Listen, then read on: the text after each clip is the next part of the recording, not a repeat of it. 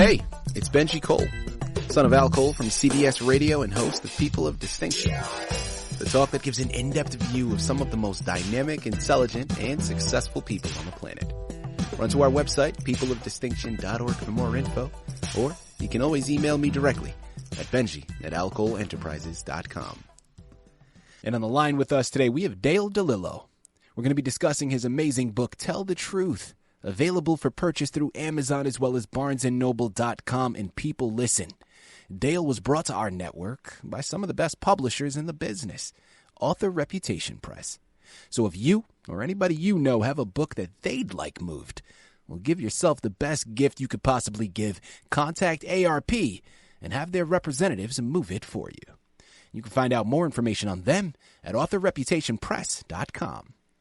And listen, people, it is an absolute pleasure to have Dale here on the line. Couple of things. First and foremost, he's a fellow New Englander, okay? So you all know that's right up my alley, being a Rhode Island boy, born and raised Southern California now. But, you know, there's a slight fondness that I have for my East Coasters, and this is no exception here. So Dale is a New England boy himself in Boston, and I'm really looking forward to the discussion that we have. Now, he still has his regionalisms. I've had to work very hard to get rid of mine, but I love the sound and the cadence of his voice because of that. It really is nostalgic, takes me back home.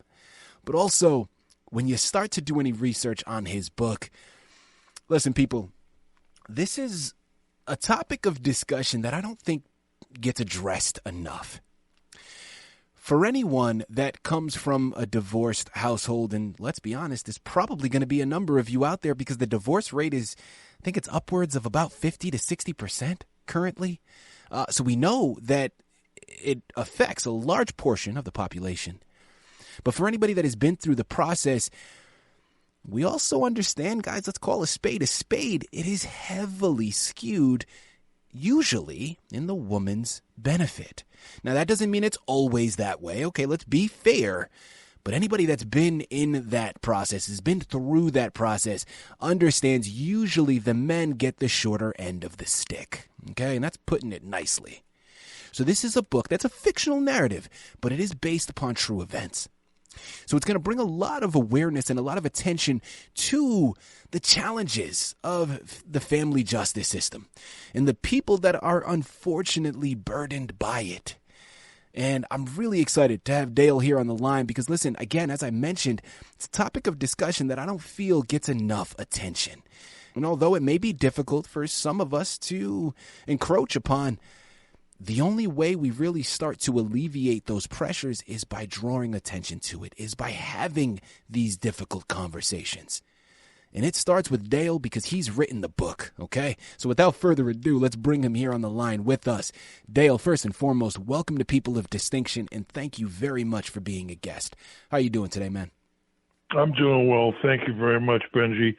It's a real honor to be on your show today. Thank you. Listen, I appreciate the kind words, Dale. The honor is all ours, man. As I mentioned before, I think what you're embarking upon here is profound. This is an area that unfortunately gets overlooked so often. So I'm really impressed by what you're doing here. Thank you for taking the initiative in creating a book with regards to this. Now, before we go into the book, I want to hold off slightly, Dale. Tell our listening audience a little bit more about yourself and your background, please. Yeah, well, I was born and brought up in Boston, Massachusetts, and spent my entire adult life there. In 2006, I had decided to uproot and effected a new change of scenery and went to the West Coast. And I'm happy here. I like it. I do miss certain things about Boston, but, pros and cons to each coast. Absolutely. Yeah, no, absolutely, Dale. You hit it right there on the head, man. And for me, I've been here for about 12 years now here in Southern California. My biggest thing that I miss, obviously, of course, outside of family, right, friends, is the people, man. There's just a blunt transparency with East Coast people, right? And they're just going to give it to you straight. And I do miss that, if I'm being honest, Dale, because here in California, people beat around the bush quite often when they're wanting to say certain things. So I do miss that blunt transparency about the East Coast. Again, it's a pleasure to have you on the network with us, Dale. And without further ado, let's talk about your book, man. Tell the Truth. Give us a brief synopsis, please. Well, the book is basically about one man's struggle to gain visitation or custody of his only son, and the battle that transpires between he and his ex-wife, the court system, and all of the travesties that are foisted upon him during that process, which I'm unfortunately sure that many men have gone through simply because we are not the maternal parent. So that's basically what the book explains a little bit. It goes into detail in some parts, but it moves rather quickly. And I think that most guys, if they gave it a chance, would be able to sit there and go, oh, yeah, that happened to me. So I think it would be an interesting read. You know, Dale, I want to take a second and talk about the title of your book. Now, I think I could assume the title and the connection that it has to the narrative itself after hearing your description, doing my own research. But you know what happens when you assume, Dale, so I'm not going to do that to you. I have you here on the line, man. I'm going to come right to the source. Talk to us about that title and why you chose it to be the representation for your book. Quite simply because the only place that I found less truth was, I don't know, in a liar's convention, maybe. You know, it's just amazing how much, I guess, non-truths are spewed in a courtroom. You know, and through my own experiences, I found that you don't necessarily need a good lawyer as much as you need a good liar. And it basically comes down to whoever gets their lie out there first wins, unfortunately. And, you know, which is disarming because you expect when you go into court that you're going to get a fair shake, that you're going to just go in there, tell the truth, and everything will be fine. And that really couldn't be further from the truth. So the title, Tell the Truth, is basically, you know, a plea for if everybody just told the truth when they got to that position, you know, the whole world would probably be a better place, obviously. And I think a lot more people would have more faith in the courts if it wasn't so manipulated the way that it's proven to be. You know, Dale, that is a profound statement, man. And listen, the rabbit hole that we can go down just with regards to that is extensive. But of course, let's stay on topic here with regards to your book. Let's talk about inspiration now. Now, first and foremost, let's make it a little broader, right? Rather than focusing so much on this narrative with regards to just creative writing. Dale, was this something that you always were a fan of growing up? Were there artists that inspired you? Talk to us about where that love for creative writing comes from. I'm an avid reader. I love to read. I'll read anything, newspapers, magazines, books, periodicals, the back of a cereal box, you name it, I'll read it. You know, I mean, I've followed some pretty great authors over the years, mainstream guys that everyone would recognize, I'm sure, like James Michener, Wilbur Smith, Nelson DeMille. You know, I mean, there's hundreds of them, but the way they had spun a tale just gets you to the point where you think, wow, if I could write like that, you know, that'd be fantastic to be able to convey that kind of a message in that capacity. Oh, you know, so I tried to do that with all of my writing, was to try to bring it to a point where it became something that was enjoyable. There you have it. Now, sticking with inspiration, but honing it back into your book. With regards to your book, Tell the Truth, what were you seeing that made you feel the words you were putting on the page? Because, of course, this is a fictional narrative, right? So it's all created. But what were you seeing that made you feel the words you were putting on the page would be beneficial to the public at large?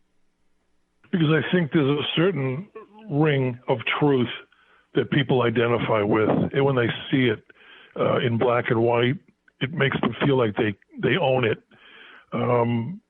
So the things that I've written, I think, will be things that people can identify with quite easily. The conversations are very true. They're not. They haven't been compromised by an editor saying, "Hey, don't say that," or "Don't put that in there." This was actually done, edited quite well. They didn't change much of anything, and I think that's those are the things that people will be able to key into. Is that the conversations are real. People, again, we're here on the line with Dale DeLillo. We're discussing his book, Tell the Truth, available for purchase through Amazon as well as barnesandnoble.com. Dale, next question that I'd love to go into, and thank you very much for everything that you've expressed so far. I think this is a broad question. So try to entertain me and my listening audience by answering it, because we know that, listen, it's not a one size fits all, right? Every circumstance is different, and every particular person has a different experience that they're going through. But for let's focus from a man's perspective, because your main protagonist is a man embodying or going through those pressures. We're going through that adversity through the court system. For any man that finds themselves in a similar circumstance where they're fighting for custody, are there any words of wisdom that you can prepare them for as to what the journey ahead is going to look like, or potential pitfalls that they could maybe avoid? That's a great question. I wish I had a better answer other than to say, don't go in there expecting justice, because that won't happen. Based on a lot of research and personal experience, I'd have to say that the biggest pitfall to going to court is going to court. It's never a case of what's right and wrong that will win the day. It's a matter of what's legal or illegal that will be allowable for conversation and transaction. And those are things that most people do not understand when they go into court for the first time. They feel like, I'm here for justice. And that's true to a point, but right and wrong has nothing to do with it. It's only legal or illegal. That's all that matters. So even though you may be in a situation that you can clearly see and be defined as wrong, doesn't mean that it's illegal. Mm-hmm. And there's a good chance you're going to lose, even though you represent the side of right. Dale, you're dropping some bombs here, man. There are light bulbs going off from every direction for me. I know it is for my listening audience as well. Great segue that you've established, because the next place that I wanted to go into, Dale, who is your intended audience with this book, and what are you hoping to see them take from it? The intended audience, incredibly enough, is not the men that make the fight. It's the children. The children who don't have any idea, if they're fortunate, of what transpired for the arrangement to exist between father and son, or mother and son, or mother and child, I should say. But, I think it's important for the children to know at some point, although not at the time they're going through it, to understand the struggle that went on. And that was what prompted me to put this on paper, was that I had gone through a similar experience and wanted to be able to relate the story as accurately as I could to my child when the time came, when he asked, which I knew wouldn't be when he was 10, it would be when he was 30. Right. But that was the target, for the kids to understand that there was a lot more behind that decision than what you saw on your own, or what you were influenced by through mistaken statements issued by either parent, as opposed, to learning it on your own and seeing the truth for what it really is. Mm-hmm. Dale, I think that's where the power of your book lies, right? Because, listen, the situation is what the situation is. Right? People get in relationships and people separate. That happens, right? But depending on who you are in that situation, you're going to have a different perspective and a different experience, and you're going to be influenced by that in a different way. The children are, of course, going to be caught right in between. The mother, the father have different perspectives, but also let's talk about the judge, right? Let's talk about the people that are actually leading the court case itself, they also have different perspectives and different beliefs. And I think what's so profound about your book is it's going to create that awareness, right? It's going to give that exposure and force individuals to stop and really analyze. And that's why this book needs to be on everybody's shelf. Again, whether you have children of your own, whether you're in the legal system, I promise you, everyone can pick up this book, have a different perspective on how they relate to it. But that's where the power is, people, because your perspective is going to lead to conversations. And at the end of the day, and this is a big thing for me, I think we've gotten this complete side note, right? Because now I'm going to be starting to talk quickly about the political system that we have here in the United States and how big of a divide we have. And at the end of the day, the connection that I'm making here is I don't want to be around people that solely think the way I think. I think there's a lot of benefit to have conversations with people that don't think like me. Because how can I ever advance? How do I ever change my perspective unless I hear someone else's? And I think we've gotten to a dangerous point nowadays where if you don't agree with me, I don't want to associate. I don't agree with that. When we're talking about the legal system with regards to child custody, people, I want varying opinions. I want you to tell me why you think this legal system is correct. And that's fine. I'm going to tell you why I feel otherwise. And let's formulate a better opinion through that conversation. It starts with Tell the Truth. You got to go to Amazon and Barnes & Noble to pick it up. And you got to thank Dale DeLillo for bringing it to your table. Because I promise you, people, this is going to move mountains. You just got to pick up the book. Last couple of questions here, Dale, as we close out, man.